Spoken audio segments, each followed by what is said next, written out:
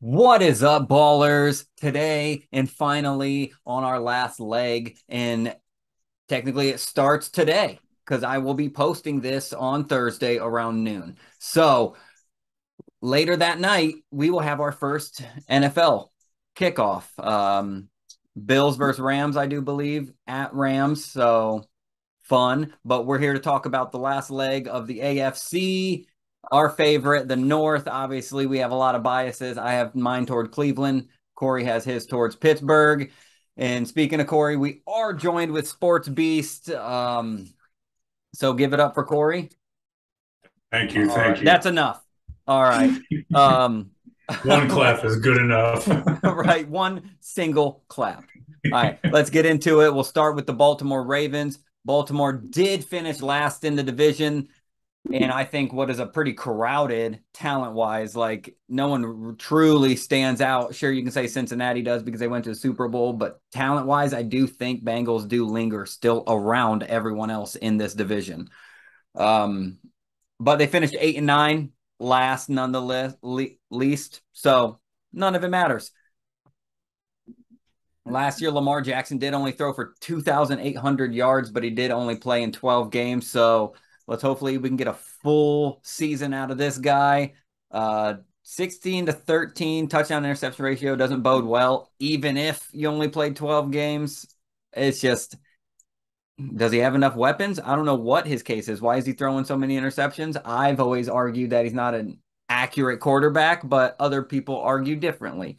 Um, he is a hell of a runner. He did lead this team in rushes last year. I know they were plagued with injuries, but J.K. Dobbins is going to be healthy this year. So does Lamar still lead this team in rushes?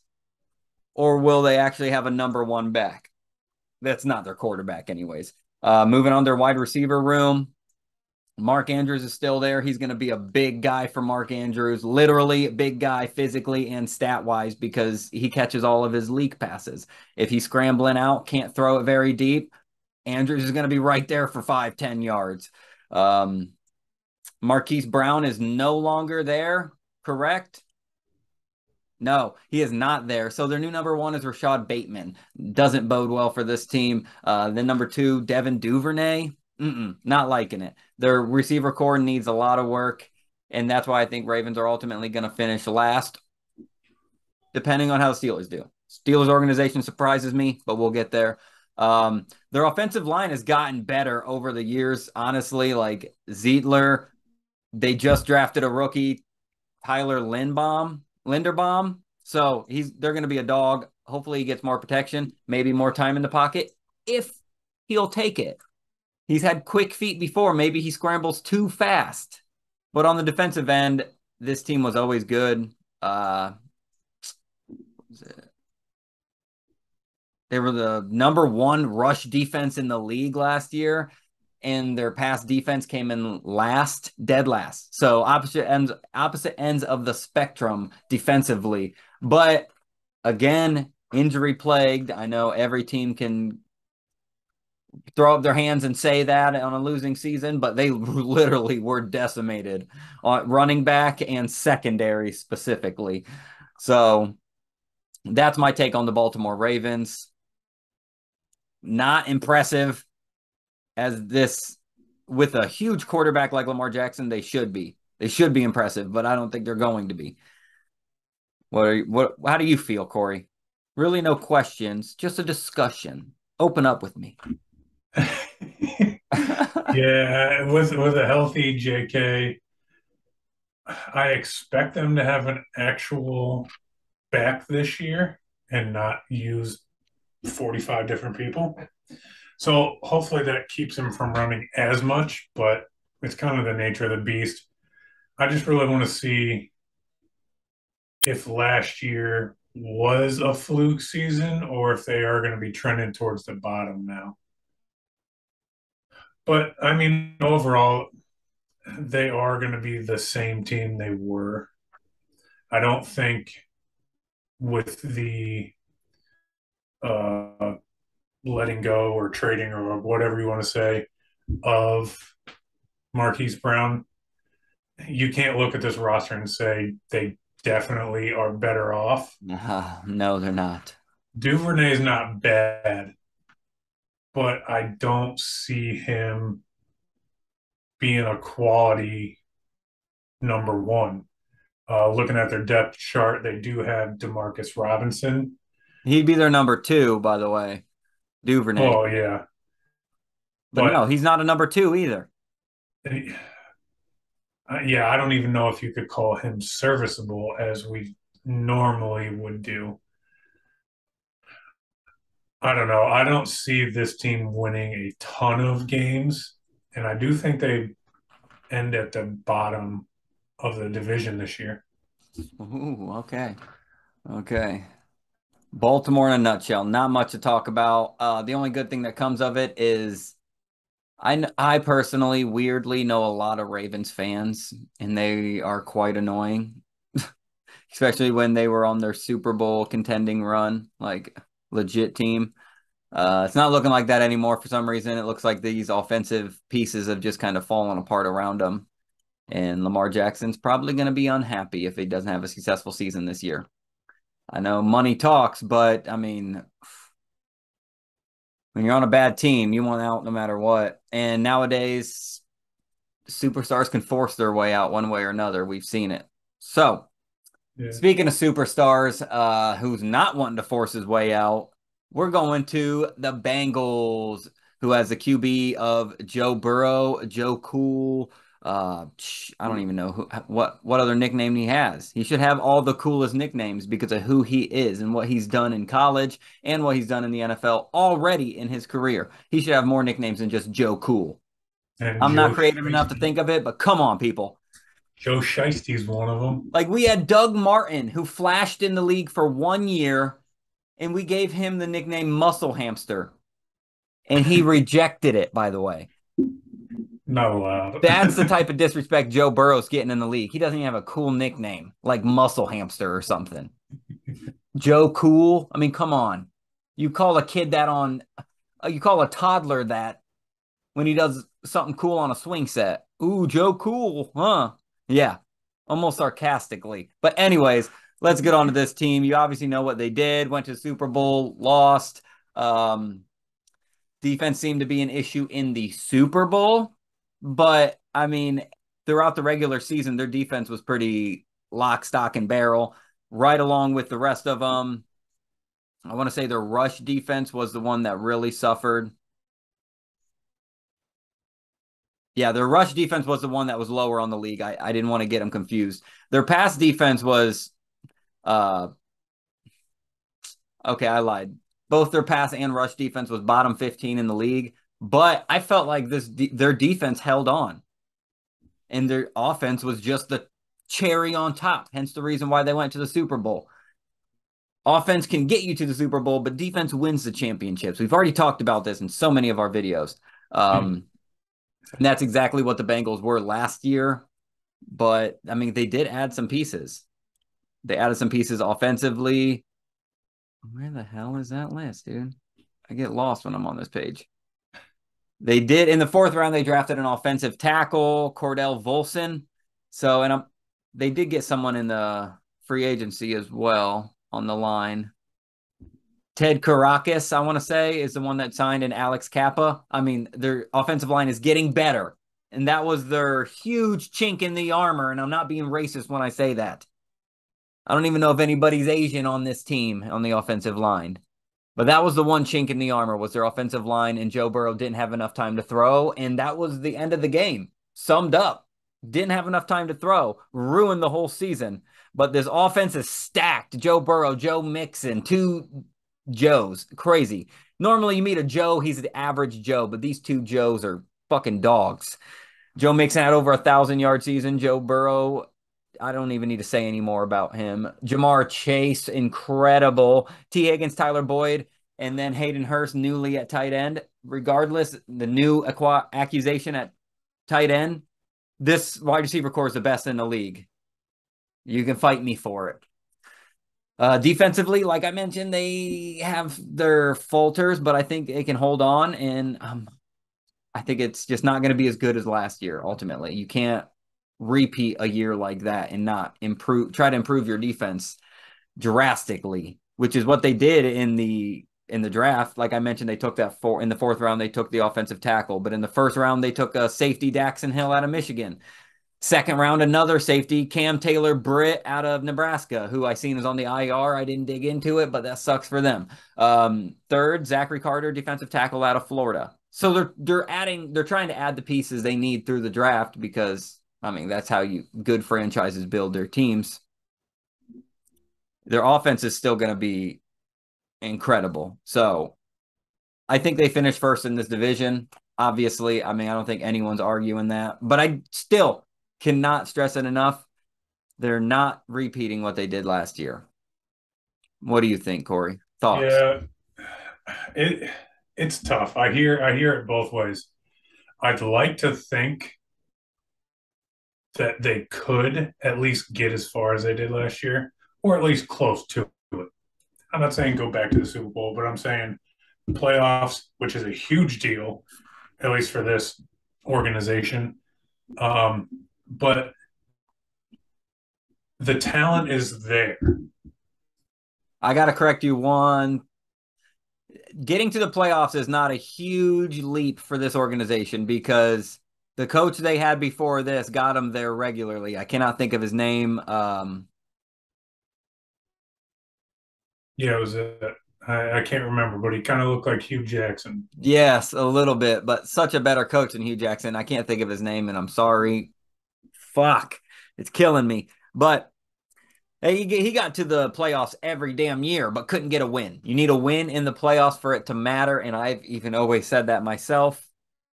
Doesn't matter if you get there. If you leave as soon as you get there, you might as well not even make the drive. Well, yeah, that's fine. But what I'm saying is they might not get to the Super Bowl, but I think this team now has a good chance, at least for a few years, to be able to be competitive in the playoffs. They're not just, automatically assumed out anymore. Andy Dalton era, kick him out of the car as soon as he gets there. You have a good receiving core. I mean, you got Jamar Chase last year had 81 receptions for almost 1,500 yards, 13 touchdowns. I mean, dude is incredible, and he's just starting his career. Yeah. Joe Burrow, just starting his career. You have Joe Mixon. He's been in the league for a while. T. Higgins, what? This is his third year now? Yeah, I was going to say he's incredibly young team. New. I will say Browns are younger as a whole, but incredibly young team. I mean, this is a productive offense. Even on Joe Mixon's quiet years, he does very well. As much as I hate to admit it, because for some reason I don't like the guy. He's a quiet running back in general. He'll put up 1,000 yards and no one talk about him all season. Yeah, that's what I'm saying. You can talk crap about him and then go look at his stats at the end of the year and be like, oh, maybe he was pretty good. Right. Yes. But they have a team around them, assuming that they can kind of shore up their defense a little bit. Again, to be competitive in the Super Bowl. And I'd like to say that's all you're asking for, but if you're a Cincy fan, obviously you're asking for the Super Bowl win. But I'd rather you be competitive in the in the playoffs than to just lay down and take an ass whooping. Yeah, no one wants to just lay down and take an ass whooping unless that's your kink. But speaking of laying down, taking an ass whooping, is that what the Steelers are going to do? Tank for better picks? Do they need to? Should they? I don't know about tanking is the right words because I don't think they're going to be low enough to consider even tanking. And their organization, I don't think could even muster doing that. Even being as terrible as they honestly were last year, aside from the sparkles on defense, which you can talk all day about their defense. For years, you can talk all day about their defense. Literally. They finished 9-7-1, had one of two ties last year, I do believe. Or was this the only one? I thought there was two. I thought there was two as well. Okay. Anyways, They finished 9-7-1. They now lose Big Ben fully, and I think that'll actually be to their benefit. But their offensive line still isn't good. We know what their QB is. I mean, like I said, I know losing Big Ben is best ultimately, but I think they should have planned a couple years ahead and got a QB before this year, because now you're coming in this year with so many questions. You could have retired Ben, put someone in knowing he's going to take over the league. Mitch Trubisky's going to be in there for a Yeah. couple games, I'm assuming, and then Kenny Pickett's going to take over. I don't know, but what I do know is Najee Harris is going to be a beast for him. I still think he's going to have his struggle games, like games to where Steelers are going to be behind. They have to abandon the run early. Maybe he only gets 13 rush attempts for 43 yards. He's going to have games like that just because I think the Steelers are in a bad position. Um, Wide receiver wise is where I think they're going to hurt the most. Deontay Johnson is their number one right now. Chase Claypool at number two. The highly touted rookie George Pickens is at number three. And then their tight end is obviously Pat Freiermuth. I already talked about their shaky offensive line. Let's go over to defenses and look at defenses because I know their pass defense was one of the best in the league. I think second or third, but their rush defense was bad. Oh yeah, their rush defense was last in the league. So yeah, there's definitely some room for improvement up in the front for sure. I mean, I remember having Larry Ogunjobi, and our defensive front wasn't that good either. But you guys also have some good players like Cameron Hayward, TJ Watt, Devin Bush, Miles Jack, Alex Highsmith. Like the linebacker core is incredible. The tackles, not so much. I don't want to throw shade because they could toss me around like a rag doll and just wring me out like a rag and end me. But I mean, and then their coverage, I don't even want to say anything. I'll let you speak on their secondary because I mean, if I was a Steelers fan, this is what I'd be most hyped about is such a lockdown coverage right now. But go ahead, take it away, Corey. I didn't mean to have the floor so long for your team. That's all right.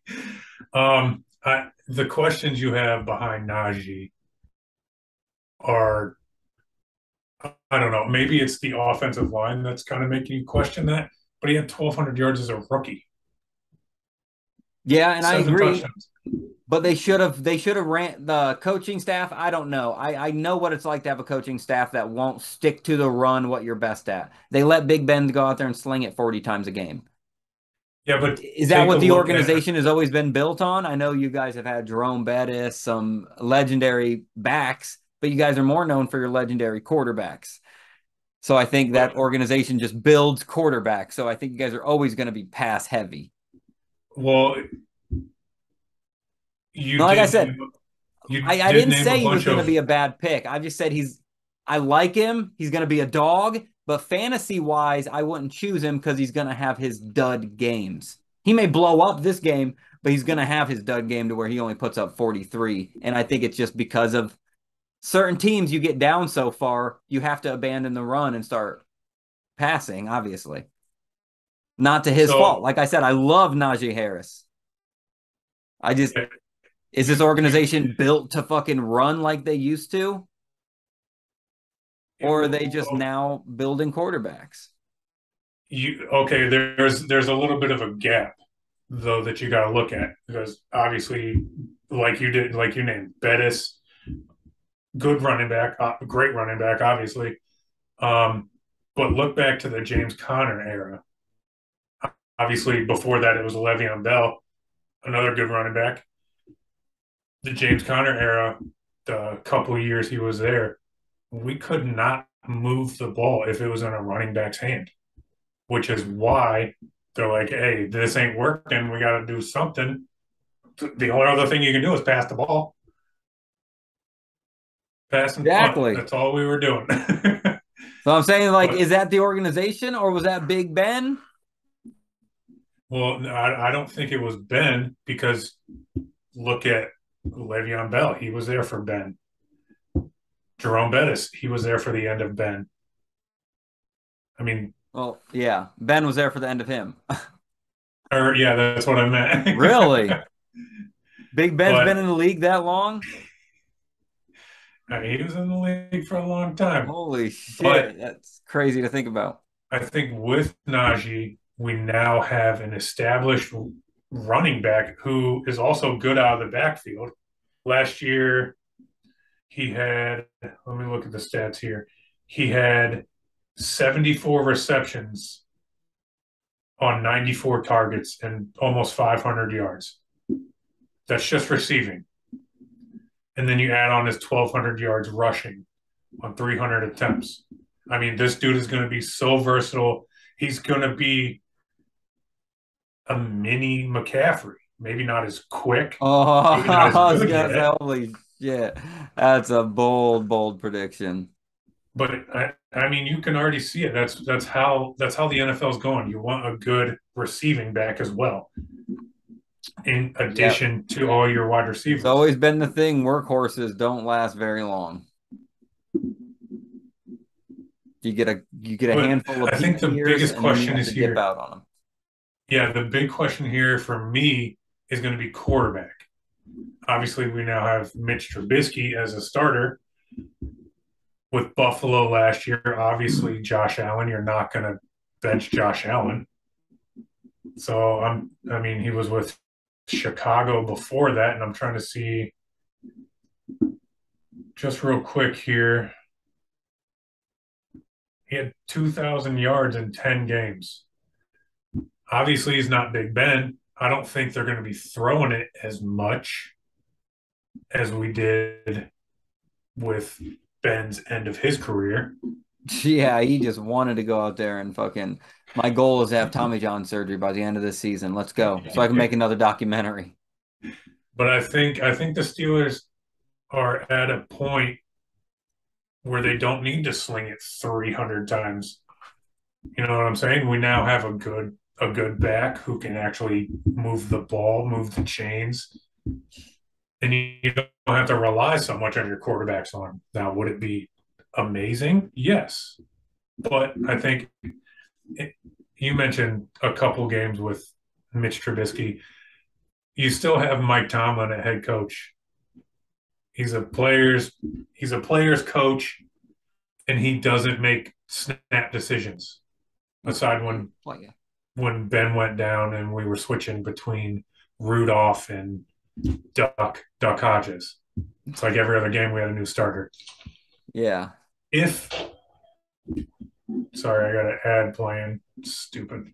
Um, if they make the switch to Kenny Pickett, I would say mid-season, 6 minimum, probably 8 maximum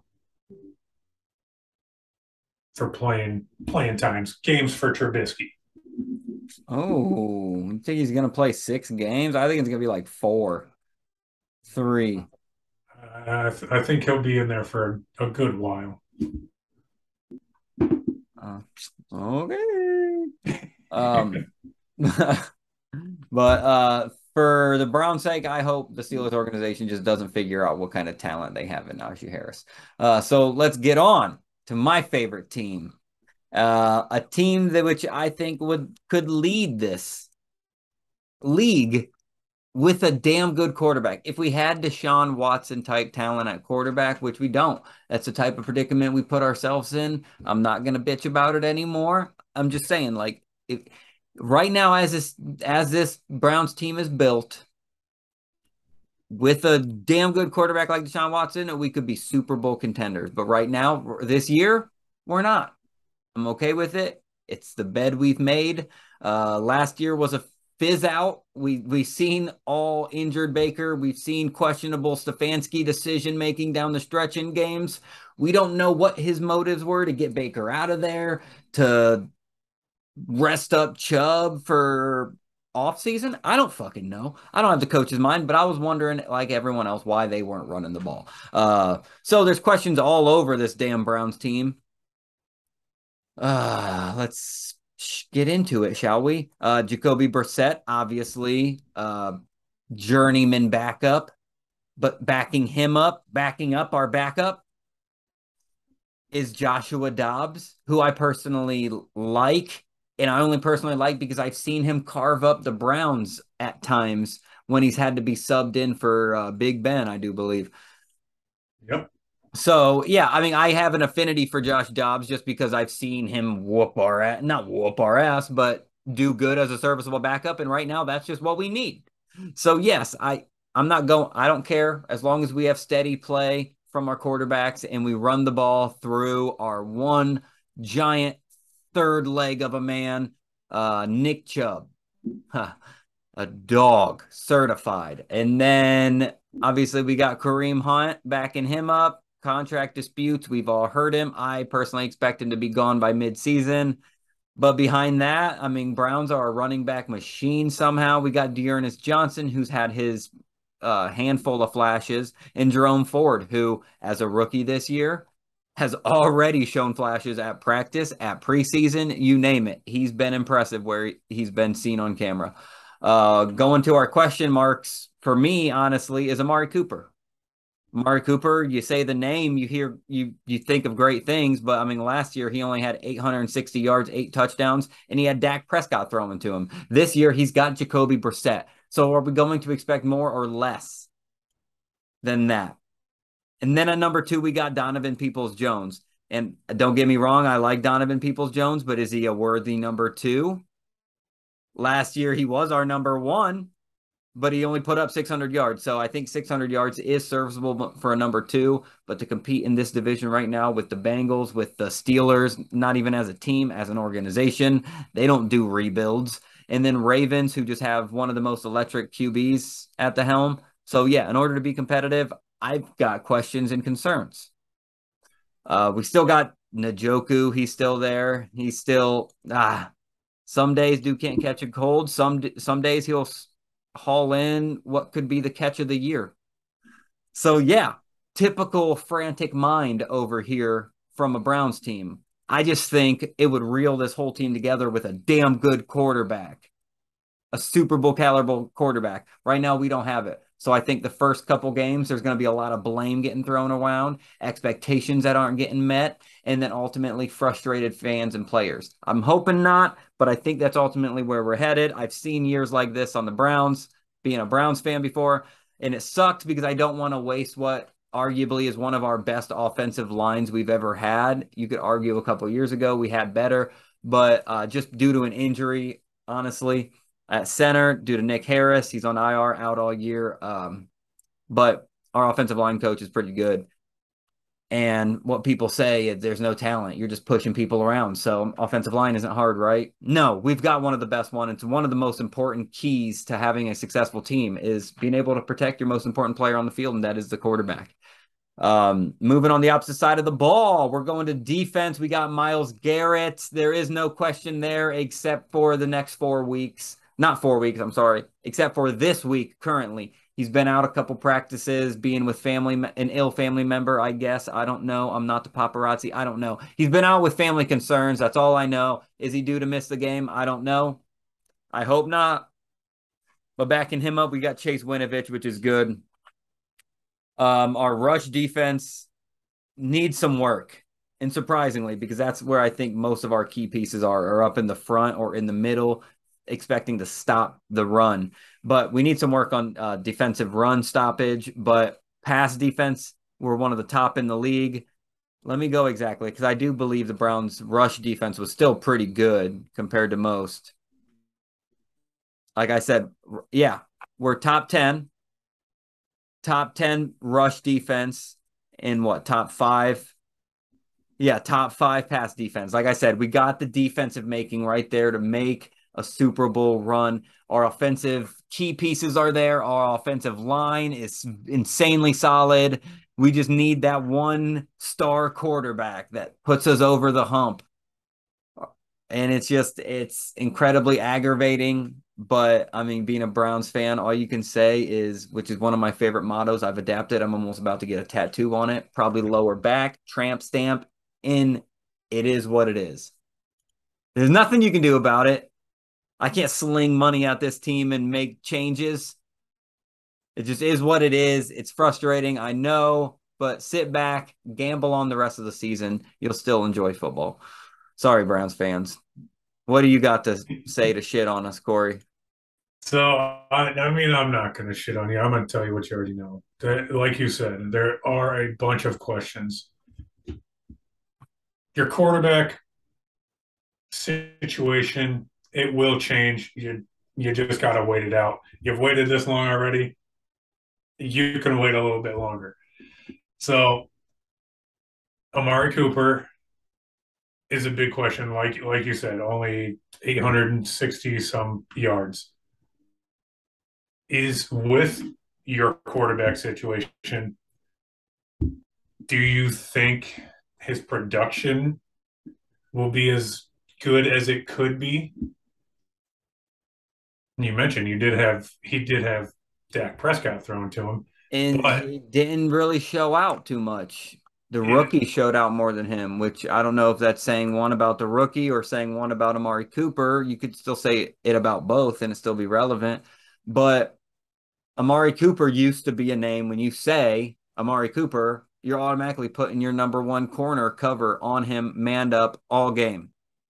yeah, He's getting Revis Island right off rip. But I don't think it's that way anymore until he proves differently because his last couple of years the best, weren't the best showing. And Browns are hyping it up like we got Odell again. Look how that panned out. I'm just saying, um, Browns fan expectation level mindset, I guess. So, like yeah, I said, I think the key pieces are there.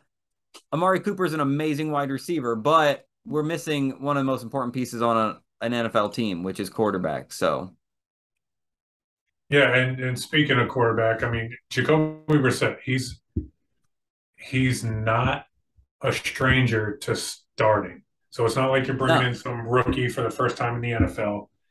He doesn't have crazy nerves to get over. I mean, this dude had 1,200 yards last year in 11 games. this dude's a nomad. He goes place to place. He never sets up camp for too long, but he's not the dude just sleeping in the tents. He's setting up the motherfucking tents. When he goes to a team, he's expected to start a couple games out of the year. I mean, it's just he usually goes to team that has a shaky quarterback with injury history. Let's be honest. So they're like, okay, he tweaked his ankle or shoulder. You step in for a game or two. Yeah, I mean, it's just kind of what he did with who was it? Tyrod Taylor? I don't remember. But anyways, I mean, I wouldn't be. I mean, I'm not a Browns fan, but I'm not as hateful about him having to start over Dobbs or anything like that. I just think he could be. I don't know the right word because obviously he's as careful as he can be. He threw 5 touchdowns and 4 picks last year. So I mean that ratio could be a little bit better. But aside from that, if I was you, I wouldn't be that worried about him being your backup. Honestly, when I saw that they got him, stupid ads. Jesus. When I saw that you guys got him, I was like, man, that's actually not that bad. Um, For a third aside string from quarterback, it's that, not, but aside from that, I mean, the biggest question is you have a top 3 running back in the NFL, and it seems like you don't run the ball that much. we Why do. aren't you running the ball? We That's what I do, want to know. but we kind of want to feature this two-headed back. It's almost like an Odell situation to where we have a star backup who excels out of catching out of the backfield. So we want to do a lot of that. We had Baker who was great at running the play action boots and stuff like that, which honestly, as much as I dislike Baker, he did do some good things for us. He was a talented quarterback, and I loved watching him run those play action boots. Personally, just loved it. Loved it. I think he'll do good for Carolina, but I'm hoping he doesn't do good next week. But yeah, the biggest question. Will we run the damn ball? Last year, I'm going to be sitting outside of Stefanski's house like Nick Chubb was sitting on the sideline in game 17, just sitting there in those cold coats, just huddled, looking like the half slinging slasher off SpongeBob in the dark, just bulky as fuck. I'm going to be sitting outside Stefanski's house in one of those coats, rain, shine, snow. It doesn't matter if he doesn't run the damn ball because we're all saying it. And in this league, look at Tennessee. Tennessee thrives off of just shoving that ball in Henry's hands. And when you have to, then you have receivers to dump it over the top, make a mediocre quarterback look good. But that's the AFC, guys. I don't want to rant too much more about the Browns. I rant enough about the Browns enough in my everyday life. So if you're close to me, you're probably watching these videos. Probably the only ones watching these videos. So you probably already hear my Browns rants enough as it is. But Ballers on a Budget, Sports Beast, Facebook, YouTube, Twitter, TikTok. That's it. Go watch us. Subscribe so that we pop up every week. We do release videos every damn week. We'll be there through thick and thin, better than a marriage nowadays. Marriages are 50-50. Not us, baby. It's 100% one upload a week. Something. Better than nothing, right? Another one of my mottos I can add to the tramp stamp. But we're out of here. We're ready for fucking football, baby. Later.